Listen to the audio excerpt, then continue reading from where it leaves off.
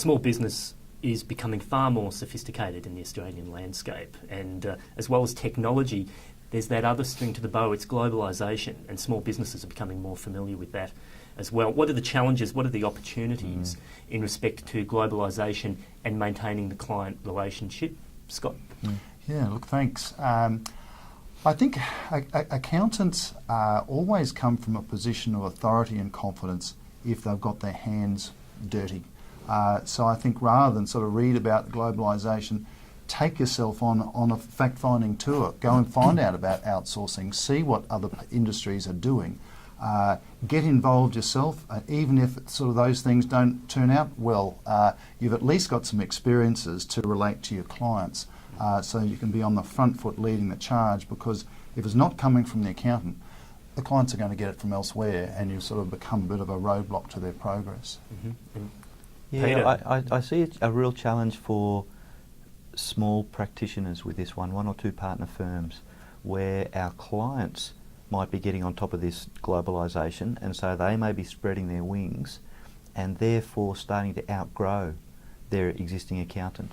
And so I think there's pressure then on the accountant to make sure not only they're aware of those global issues, but perhaps to start becoming part of a larger network themselves. There's the reverse of that some of these larger accounting networks are coming into Australia looking for more members to their international affiliates. And so there's this two-way thing. I think there's pressure on the smaller guys to actually deal comprehensively with this globalisation for our clients. And Pete, I'd be interested in your perspective on that. Yeah, definitely. And I suppose it goes more to Peter's point, actually, that it's very much you don't have to do it all yourself and don't be overwhelmed by it. And the technology obviously is. Then set up that right networks in place. It may not be sort of an affiliate firm. It may be other strategic advisors in the right space where you can actually look at it and go, yeah, that's the right person to actually align with very closely to help the client. I think, Scott, you touched on this. Fundamentally, everyone wants to help their client on the way through. But if you are those smaller one or two partner firms, you want to make sure you get the right alliances and networks in place to help them grow globally, or else they're just going to jump and go somewhere else to a firm who is either larger or more capable in that area. So, absolutely. Offshoring, outsourcing. What are your thoughts around that with the firm of the future?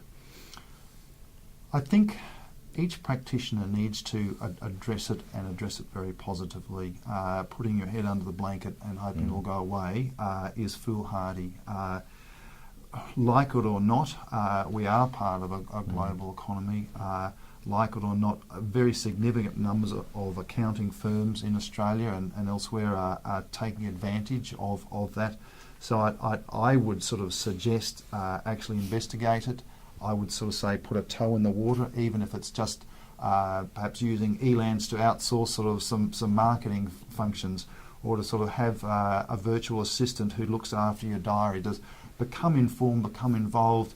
I really think that these days to actually take yourself off and visit somewhere in the Philippines or Vietnam to see what's possible, because there's more angles to this. I mean, if you have actually done the research and you have an informed opinion, then you're more able to help your clients who are sort of perhaps also should be considering whether they should outsource their call centre or sort of how else that they can tap into global markets.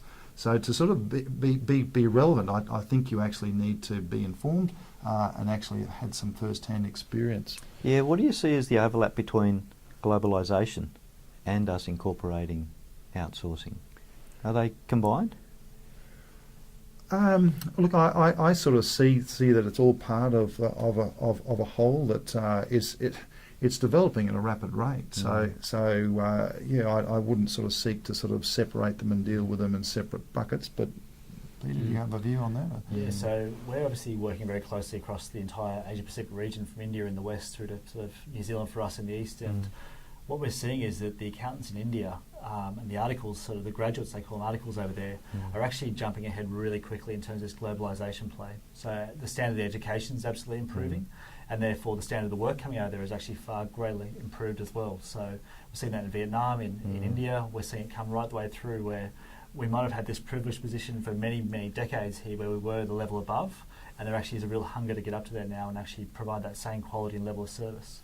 But like you mentioned, Scott, it's about horses for courses, what's right for the practice, but make an informed decision. There's some wonderful providers in Vietnam that we've worked with in the past that are just providing great services, and CPA members, and they train their staff to that level as well to make sure they're fully competent and know what they're doing. But assess what's right for you and your clients. A firm I saw this morning, he said, no chance ever. I'll automate all the technology piece, but never go towards the outsourcing. So, yeah, and that's their own strategy as such. Have the strategy, and I think if it's very consistent with what we've been talking about, in that sort of like if the whole factory aspect, I mean, most accounting firms traditionally have everyone, even the receptionist, has been working on sort of crunching numbers, doing traditional things. If we're doing less of that, which clients don't value a lot of it, then we've actually sort of freed ourselves up to do other things. It's challenging, it's confronting. So, well, look, if we take away this busyness, what else are we going to do? But it's also the opportunity that if we do find some things that clients appreciate, then outsourcing and sort of using the technology can work to our advantage. And here's the irony: we're here with CPA, which itself is a global, now clearly a global body. The students and members that they've that are part of CPA, many have come here to Australia, been trained in the education facilities here, become CPAs of Australia, trained in Australia, and then go back home to where they're from. And so there's a well-established network of people that are within the CPA family anyway.